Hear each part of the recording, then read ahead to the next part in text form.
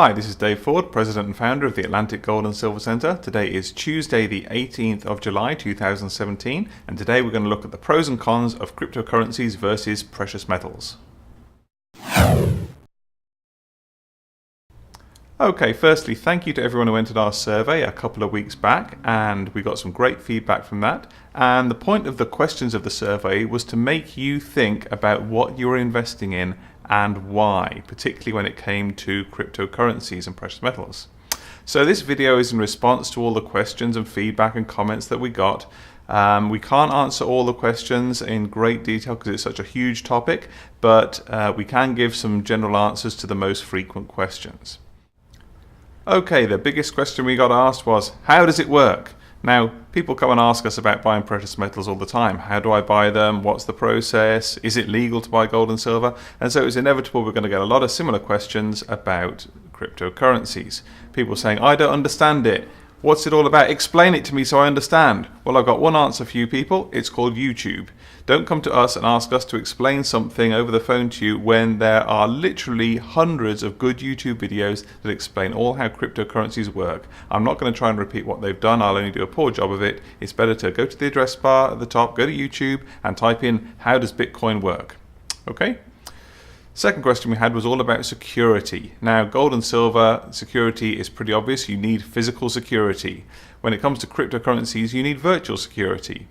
Now, the blockchain, which is the ledger of all the cryptocurrency transactions, has been going since 2009. It's distributed across loads of computers. It's secure and it's reliable and it hasn't been hacked so far, despite a great incentive to do so, given the amount of money that could be available if somebody could hack it. So the blockchain itself, which holds all the ledger of transactions, is secure. And the keys that you hold to control your own cryptocurrency are only secure as you make them. Now, imagine if you had a safe in your basement and you kept your gold and silver in there and it was a keyed safe. Now, what would you do with that key? If you left that key just lying on your kitchen table, anybody who broke into your house could pick up that key and go and empty your safe. The same is true of cryptocurrencies. If you have a digital wallet, maybe that's stored on your laptop and the keys are on your laptop, then that's not a very secure place. If somebody managed to get in a vulnerability on your laptop or your computer, they can take those keys and therefore rip off all your cryptocurrencies. We use what's called cold storage. It's an electronic device that keeps the cryptographic keys in a separate place. Now, this is analogous to having gold and silver in a safe in your house, but instead of leaving the keys in your house, you go and take the key and you put it in a safety deposit box in the bank. So if you secure your keys properly, there's no real reason to think that cryptocurrencies can be hacked. Okay, another popular question was, what about failed cryptocurrency banks or exchanges? Now, precious metals can be stored either yourself, in which case you don't have to worry about anybody else, but if you do go to third-party storage, or if you buy paper, silver and gold, you sometimes wonder whether it's really there. And the question is valid for cryptocurrency exchanges and storage. Now, when cryptocurrencies were new, a lot of people were getting in on the act, and they weren't necessarily the best people for the job. Mt. Gox was an exchange that was hacked a few years back, and it lost 850,000 Bitcoin because it didn't keep its keys secure in the way we've just described. Others have mismanaged money and closed, and generally there was a lack of financial or exchange experience amongst a lot of the early providers of Bitcoin exchanges. Now, there's been a lot of consolidation in the industry. There are bigger and better run organizations coming to the fore. Now, there are still occasional problems. Recently there was a lot of backlogs because that was simply because there were so many people trying to open accounts. Now, people have asked all about changes. What about changes down the line that might come through for Bitcoin or Ethereum or other products? And indeed, there is a looming change to Bitcoin coming up, known as a hard fork, that might be when the software writers split the code into two versions for technical reasons, such as to improve stability, to improve the functionality or the scalability. There was a recent one last year with Ethereum. Ethereum split into Ethereum and Ethereum Classic. And what will happen is when they split the ledger or the blockchain, one will become dominant depending on how many people adopt it. Now, if you already own some coins, it's okay because you get both after the fork, because the ledger up to the point when it was split will be complete. And so if they split onto two different ledgers, your coins will then be on both. So in the case of Ethereum, if you'd owned them before the split, after the split you would own Ethereum and Ethereum Classic. So it's a bit like a share split in terms of companies. If Bitcoin splits in August, which has been discussed now, then you will end up owning both types of Bitcoin. Bitcoin Core and Bitcoin Unlimited, I think, is the terms that are currently being used.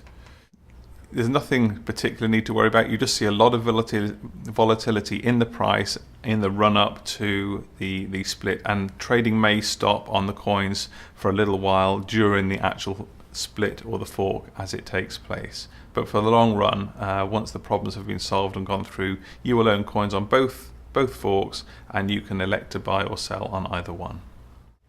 Another question we got asked frequently was, what about all the different types of coins?